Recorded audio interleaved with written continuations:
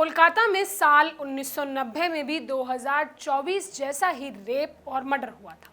उस वारदात के दोषी को भी फांसी देने की मांग को लेकर मुहिम चलाई गई थी।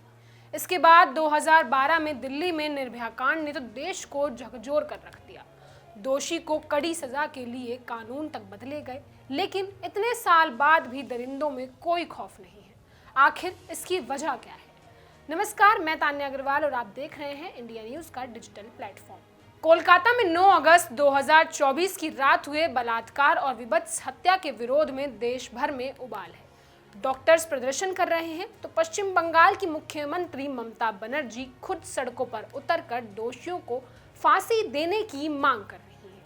आज से 34 साल पहले हुए कोलकाता के ही एक और रेप हत्याकांड के दोषी धनंजय चटर्जी को फांसी देने की मांग को लेकर तत्कालीन मुख्यमंत्री बुद्धदेव भट्टाचार्य की पत्नी भी इसी तरह सड़कों पर उतरी थी। कोलकाता में यह रेप और मर्डर कांड 1990 में हुआ था, जिसके दोषी धनंजय चटर्जी को राष्ट्रपति से भी क्षमा नहीं मिली। आज इन प्रदर्शनों को देखते हुए 2012 के दिल्ली निर्भया कांड के बाद उपजे जनाक्रोश की याद आना भी लाजमी है।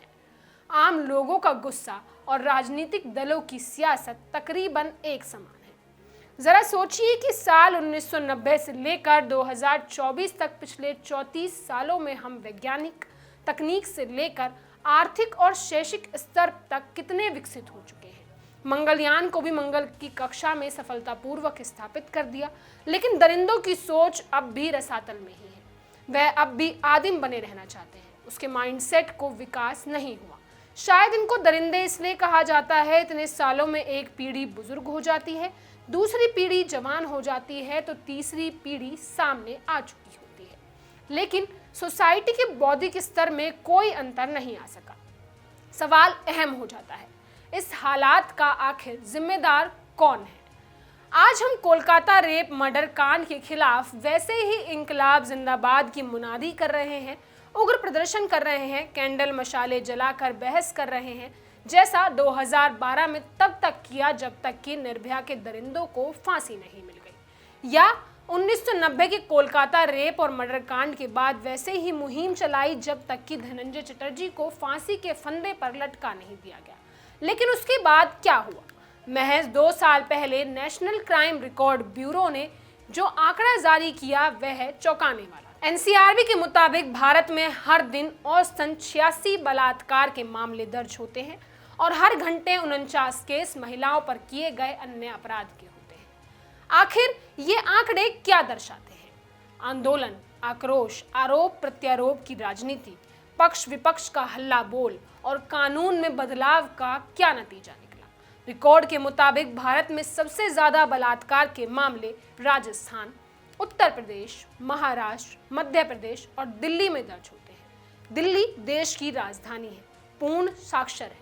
माना जाता है बलात्कार की वारदातें सबसे अधिक वहां होती हैं जहां प्रति व्यक्ति आय कम होती है और शिक्षा का स्तर भी औसत से नीचे होता है।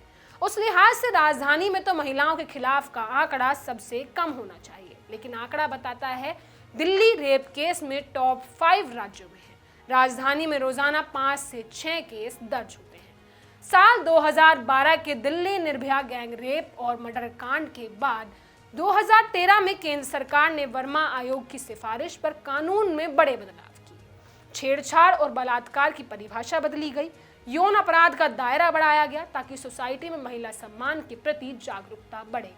दोषी को सख्त से सख्त सजा देने की सिफारिश की गई ताकि अपराधियों में भय हो।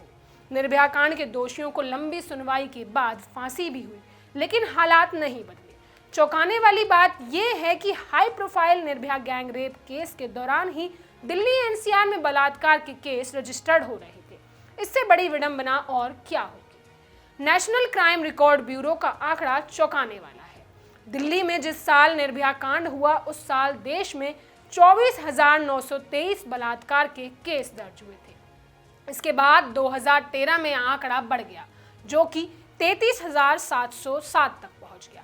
इसके बाद साल दर साल रेप का आंकड़ा बढ़ता ही गया। 2014 में 36,735, 2015 में 34,651 और 2016 में 38,946। वहीं साल 2016 का आंकड़ा अब तक सबसे ज्यादा है, लेकिन इसके बाद भी बलात्कार की संख्या घटी नहीं। साल 2021 में देश में 31,677 तो 2022 में 31,516 रेप केस दर्ज किए गए। आखिर धनंजय चटर्जी को क्यों हुई फांसी? मौजूदा दौर की तरह ही 1990 के हेतल पारेख बलात्कार और हत्या मामले में भी खूब हंगामा मचा था। तब पश्चिम बंगाल में बुद्धदेव भट्टाचार्य की सरकार थी।